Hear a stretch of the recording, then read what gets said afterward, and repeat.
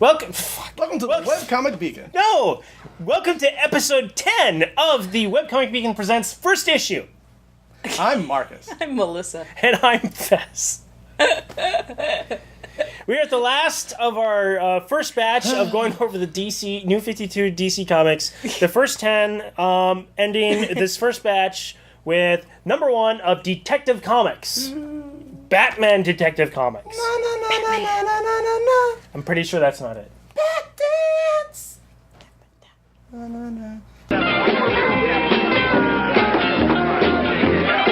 What was the bat? The Batusi? I can't remember the rest of it.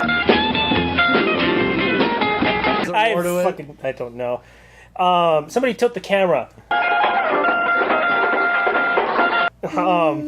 Okay, so we have this cover here with Batman looming over, I guess the Joker's dead. But he must have friends. It's very crinkly. Everything's very crinkly except for the doll's heads. Yeah, the doll's heads and the... Kind of looks like it's made out of paper, literally. I guess the Joker's dead. I don't know. Joker's dead.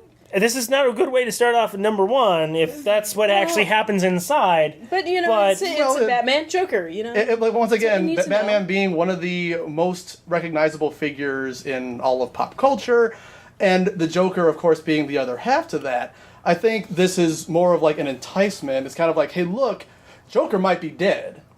We're just starting this shit, and we might have just killed the Joker. Get your ass inside and read how the fuck this happens. But this is also, I should point out, probably the first of, 4 Batman books? Oh, and we're not even counting the ones he appears in where he shouldn't. Well, it's all the same universe, so you can have any character kind of appear in. Oh, yeah. But I mean, like, as far as the ones that become Batman Presents X character. Bruce Wayne is a busy dude. Yeah. He's a Skrull. Multiple Skrulls. That's the wrong universe. Who cares? Anyway, so we have this cover. Would we know when we're looking at it? Joker? Yeah, it's Batman. I mean, it's like you can't really go... I mean, if you know Batman, here's Batman. Yeah. Detective Comics, if you've never heard of that before, you might be a little... Well, what does that mean? Big paper cape, man. Yeah, it kind of looks like that. Little... And there's a lot of it. Look at it. Yeah. He's Spawn, dude. Yeah, he's he killed Spawn for his friggin' cape and stole it. So we open up and we see... Oh, okay, I guess Joker's dead. And then we go to... It's Batman! There's a lot of Batman on that. There's a lot of Batman. There is a really cool scape going on here. Yeah. And we see narration boxes up the wazoo. That's Batman now. Yeah. And, ever since Frank Miller, you can't get away from that. You just gotta live with it, embrace it, kiss it, love it, hug it. It's your new wife. He was the worst kind of killer. No true pattern. I'm not going to narrate. You know... the best narration... No, anybody who's reading this comic, when you read it, read the narration boxes in the Adam West voice. That shit is awesome, and you kind of wish... Can you do that? I can't do an impression of Adam West. I can't. We go back to, no, the Joker's not dead. In fact, he's going to kill his maybe would-be killer by ripping out his jugular. Yeah, man, it's Joker. Don't fuck with Joker. And, oh, shit, he's naked. Oh, yeah. The Joker's naked. Because, Joker's crazy, man. Joker don't give a shit. So, obviously, with Joker the beginning... is the honey badger of the DC Universe. Yes. I don't understand this. So, with the beginning, we're establishing much of the Joker, and I only remember the Joker and Batman from the... Adam West TV series. No. No. The cartoon. At least the animated Batman, series. the animated series. Okay.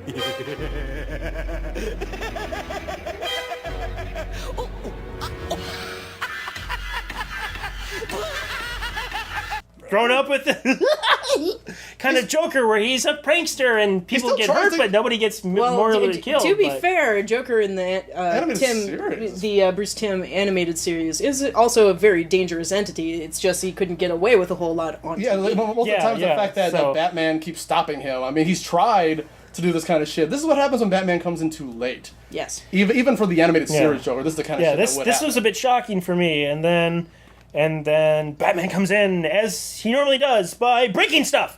Yeah.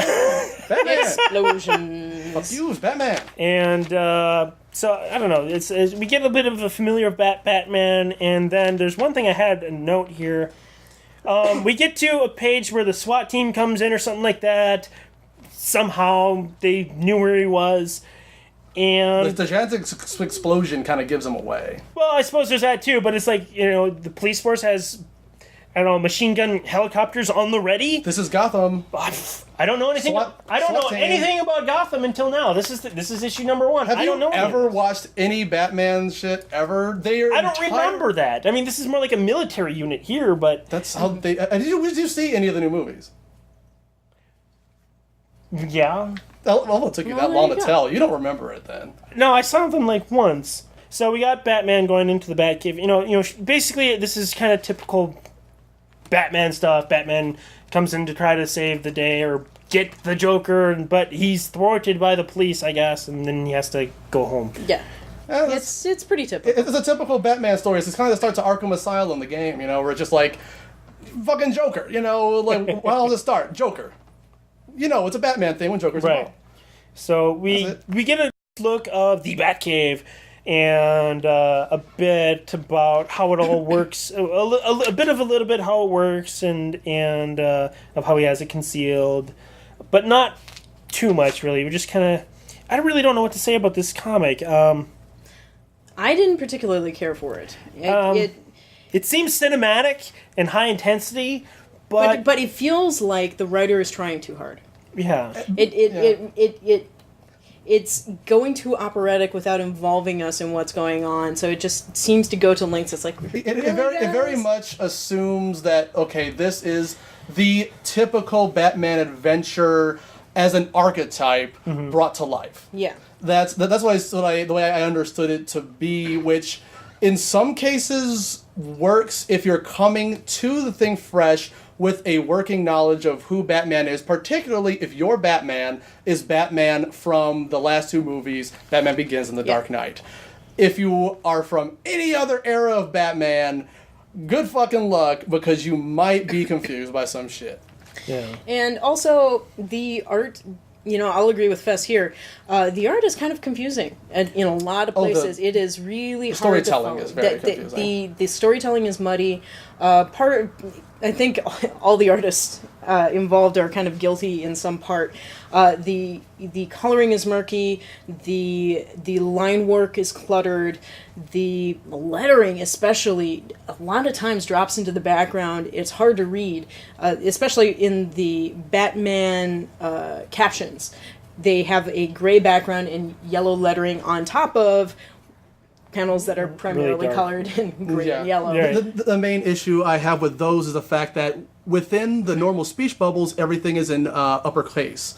When you get into a lot of these captions, the dialogue, the captions are upper and lowercase, which makes it hard for your eye to really adjust between the two back and forth while you're doing it. The second issue is a lot of it has to do with the action being almost too much like how would I call it? I call them spots, where they're not really set up. They don't flow from one panel to the next, but they are cool images individually. For example, very early on, the Joker bites the jugular of this guy and rips it out, but that entire sequence is just one panel of the Joker with his head tilted back and the chunk of meat of the guy's neck in his mouth. There is no indication on the previous panel where Joker is at the guy's mercy being choked out. There's no indication that the Joker is even close enough to bite this guy or do anything to him, much less rip his jugular out and pull backwards. It's a very odd combination of storytelling, because just in the beginning of this page, the fight goes 2 ways and back to where it started. Like, the Joker's choking the man out. The man, I guess, falls on him, tackles him or something, gives him a knee to the gut, starts choking him, and then Joker somehow has rips already out his jugular. No, he doesn't. He's not ripping it out. He has ripped out his jugular. Yeah, there's some sequential art issues here. I did want to say that the backgrounds look really great, except the foreground fades into them. Yes. The foreground, the characters don't come out enough. It is really tough to see a lot of the action. Also, in here. I mean, there's this beautiful full page splash of Batman, but you can barely tell what's going on because you cannot really discern his outline. Between that and the background, and it's technically it's not 2 panels. I thought it was 2 panels. Well, give credit, he is the Knight. I am vengeance. I am the Knight. I am Batman. But it's and also the one other thing is the cape is a little spawny. It's spawny. It's I think the artist intentionally does it or just outright forgets what shape is the cape? And so it's just going Yeah, it seems that the primary goal of the cape's art is to resemble bat wings, or at least to resemble a outline of Batman as he might appear on, say, a cereal box, as opposed to making, you know what I mean? Like, you know how they do it so that the outline of the character is big and bat-like. Right, That seems to be the number one goal when they draw Batman moving. Like, for example, here, where he just makes that big outline to resemble bat wings. It doesn't make any sense for how he's jumping, how he's falling, how he's moving. Here, another example. Yeah, that's, you know... It's just all of these things where the purpose seems to be to look more iconic. Like creature-like. Yeah, more of a creature, more of an iconic look for him every time. That's why I say this isn't so much a first issue as it is the archetypical Batman adventure distilled into a single issue. But here's the thing. With the art and the story, I think it gets a lot better towards the end. Yes, when Joker starts fucking doing shit. Yeah, like... Oh my god, he has a friggin'... The art looks better. I mean, it's coloring is much there's suddenly better. Another color other than green and yellow. Well, yeah, and also I think the background got a little more blurry or a little bit less going on. Well, they pushed it to the background. They pushed the background literally to the background. Look at it; it's almost manga-ish, where it's just colors for quite a few of these. Well, it's kind of going quick, and so it gets more interesting towards the end, and it does establish a bit of you know, why is he not in jail versus the Arkham Asylum sort of thing. A little bit of that. So it's a lot of more like, yep, this is the Batman. And then it's like when you get to the very end, it's like, whoa, what the fuck?